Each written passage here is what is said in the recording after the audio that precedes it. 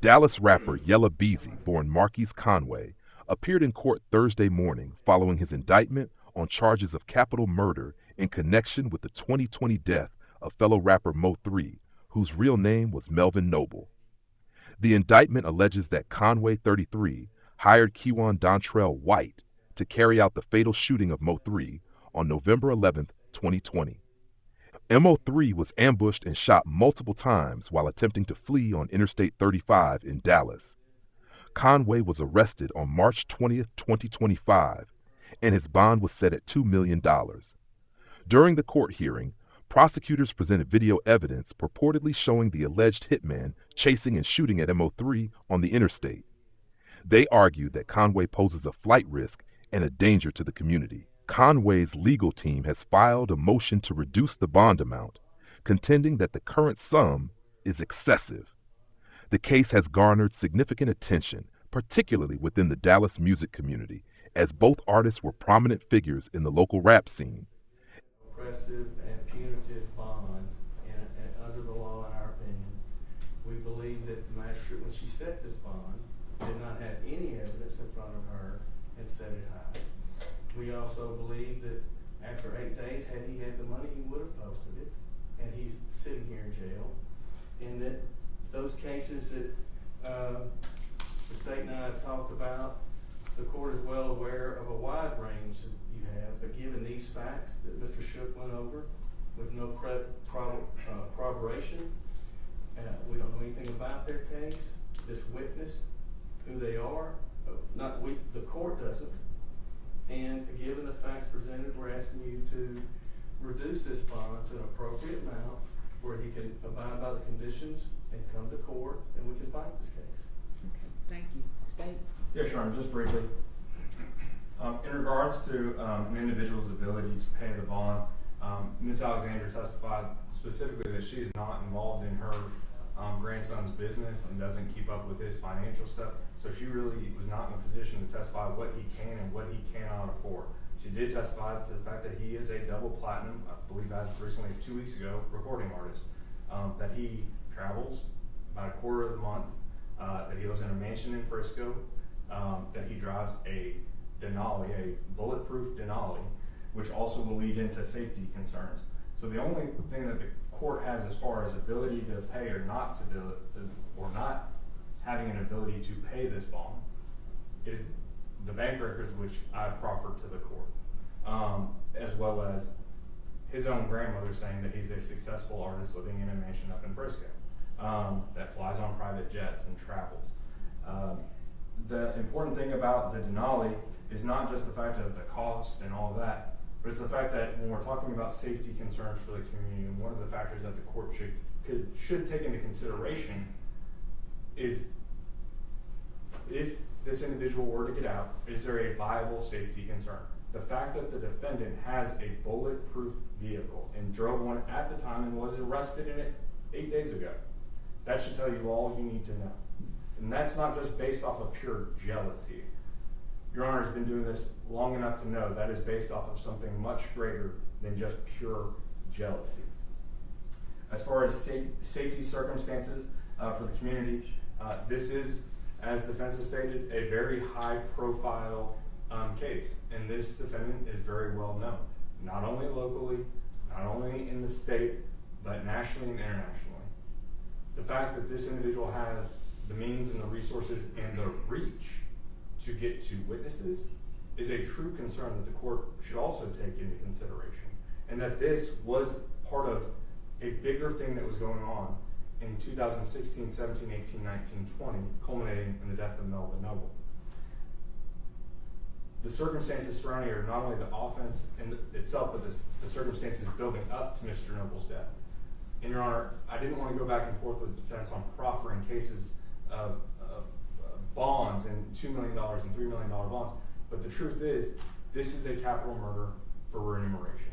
And the defendant is charged with paying other individuals to take another human life.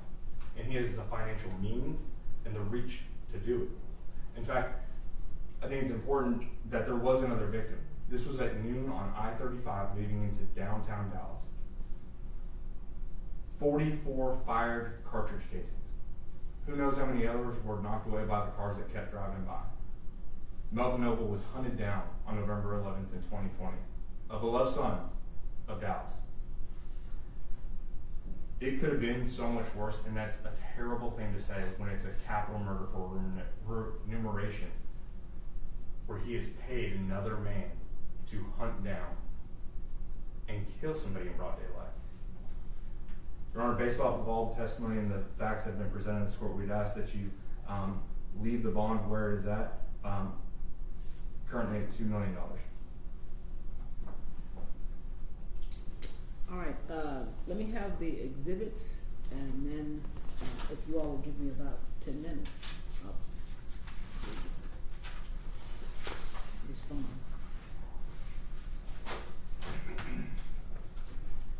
Got it, Your Honor. Yes. The defense did not have any exhibits, right? No, Your Honor. And this is just the video, right? That Yes, we sir. already seen. Anything else that I need to take with me? And you had 1 and 2 still. Yeah, I said that. Thank you. All right, thanks. All right.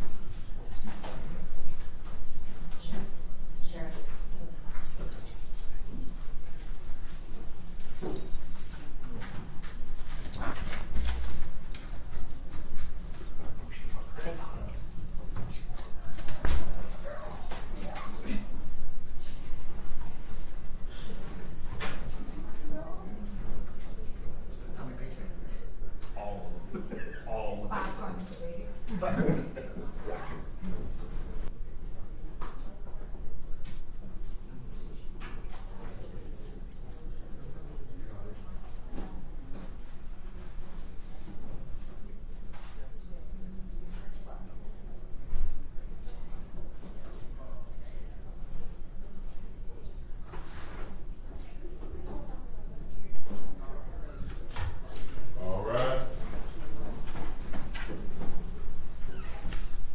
You may be seated. Okay, go ahead and get the defendant back out.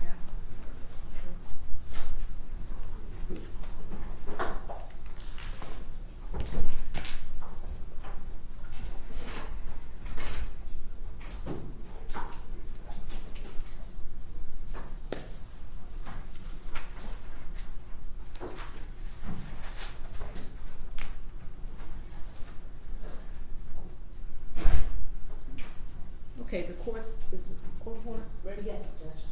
All right, the court's ready to make my ruling. The court is going to reduce the bond to $750,000.